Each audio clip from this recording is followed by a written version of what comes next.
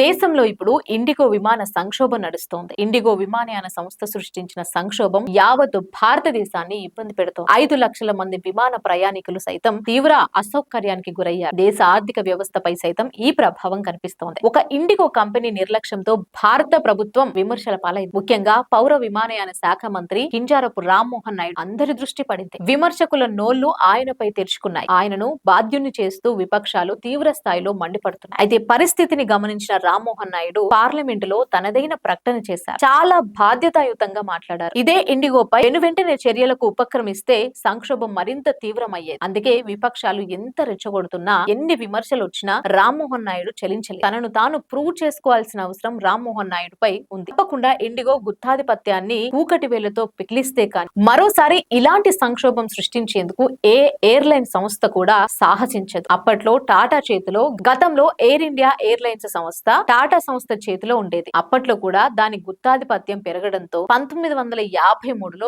జాతీయం చేయబడింది. 1937లో ఎయిర్ ఇండియాను జేఆర్డీ టాటా ప్రారంభించింది. ఆ సంస్థను 1953లో ప్రభుత్వం జాతీయం చేసింది. అప్పట్లో ఇండిగో మాదిరిగా గుత్తాధిపత్యంతో ముందుకు సాగింది ఇండియా ఎయిర్లైన్స్. అందుకే 1953లో ప్రభుత్వం దానిని జాతీయం చేసింది. అక్కడికి 70 సంవత్సరాల తర్వాత 2022 జనవరిలో టాటా గ్రూప్ అదే ఎయిర్ ఇండియాను కొనుగోలు చేసింది. మరోసారి ఆ పరిస్థితి ఇండిగో సంస్థకు రుచి చూపించవలసిన అవసరం సంబంధిత మంత్రి రామ్మోహన్ నాయుడుపై ఉంది. ఇండిగో విమానయాన సంస్థ భారత డొమెస్టిక్ ఎయిర్లైన్స్ లో 60% వాటా కలిగి ఉంది. మంచి సమయ పాలనతో పాటు ఉత్తమ సేవలు అందిస్తూ వచ్చింది ఇండిగో. కేవలం పైలట్ల విశ్రాంతి సమయంలో భారత విమానయాన directorate general of civil aviation అమలు చేసిన కొత్త ఫ్లైట్ డ్యూటీ విధానంతోనే ఇండిగో ఈ సంక్షోభం సృష్టించింది. ఇది గత నవంబర్ నుంచి అమలు చేయాలని సూచించగా నెల రోజుల్లోనే చేతులెత్తేసింది ఇండిగో సంస్థ. ఇది ముమ్మాటికి ఆ సంస్థ కృత్రిమ సంక్షోభం. దేశంలో 60% డొమెస్టిక్ ప్రయాణికుల వాటాను కలిగిన అతిపెద్ద విమానయాన సంస్థగా ఇండిగో రోజుకు 2200కు పైగా విమానాలైతే నడుపుతోంది. అటువంటి సంస్థ